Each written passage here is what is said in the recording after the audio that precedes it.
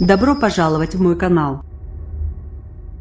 Le président a livré, par petites touches, sa vision des réformes à venir de la justice, évoquant à la fois la nécessaire numérisation des procédures, l'effectivité des peines, l'évolution des juridictions et le renforcement de la justice antiterroriste avec l'annonce récente de la création d'un procureur national antiterroriste.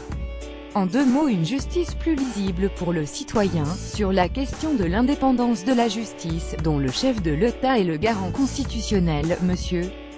Macron est allé à rebours des souhaits des deux premiers magistrats de France, les premiers présidents et procureurs généraux de la Cour de cassation, qui plaidaient pour une rupture franche du lien entre l'exécutif et le parquet. Le parquet à la française se doit d'être rattaché à la garde des Sceaux et notre travail est d'assurer son indépendance, a dit le président lors de l'audience solennelle de rentrée de la Cour de cassation. Les magistrats du parquet seront nommés après avis conforme du Conseil supérieur de la magistrature CSM, un organe indépendant dont le chef de l'État ne souhaite pas modifier la composition. Cette réforme à minima était appuyée par certains procureurs, qui redoutaient le maintien du statu quo et souhaitaient en finir avec l'ère du soupçon même si aucun procureur n'a été nommé contre l'avis du CSM depuis 2012 et que le garde des Sceaux ne peut plus donner d'instructions dans les affaires individuelles. La remontée d'informations vers la chancellerie dans ce type de dossier alimente les critiques, notamment dans les dossiers sensibles. Autre réforme institutionnelle,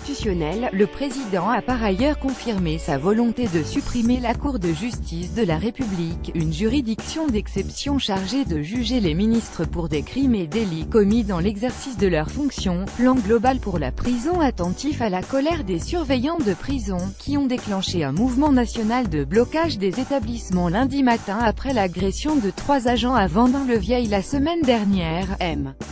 Macron a annoncé avoir demandé un plan pénitentiaire global d'ici à la fin février portant notamment sur l'immobilier des prisons, le renseignement pénitentiaire et les personnels. La prison, au-delà des 15 000 places supplémentaires promises, doit être profondément modernisée mais ne doit pas être la réponse quasi systématique pour les peines à un certain niveau, a-t-il préconisé, plaidant pour la mise en place massive d'autres peines comme les travaux d'intérêt général ou le bracelet électronique, des pistes qui seront évoquées dans l'après-midi par la ministre de la Justice Nicole Belloubet, attendue mardi dans cet établissement du Pas-de-Calais, qui doit présenter la restitution des 5 chantiers prioritaires de la justice: la transformation numérique, la simplification des procédures pénales et civiles, l'organisation territoriale et l'efficacité des peines. Des questionnaires ont été envoyés en octobre aux magistrats dans les juridictions, afin de les sonder sur les réformes à mener.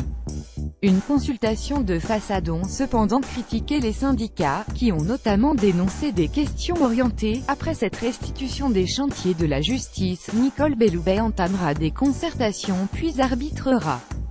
Les résultats seront intégrés au printemps dans un projet de loi de programmation pour la justice 20 180-2022 et des projets de loi de simplification civile et pénale. Emmanuel Macron a dit son souhait de voir contraventionnaliser certains délits. Une piste pourrait être l'instauration d'amendes pour désengorger les tribunaux, par exemple pour la consommation de cannabis. Dans la procédure civile, la ministre cesse de prononcer en faveur de la médiation, pour résoudre les litiges à l'amiable et éviter un procès long et coûteux. Le président a déjà dit son ambition de massivement dématérialiser la justice civile d'ici 2020. Comme sa ministre, il a dit la nécessité d'une réforme de l'organisation des juridictions, tout en précisant qu'il ne s'agissait pas à ce stade de fermer des tribunaux.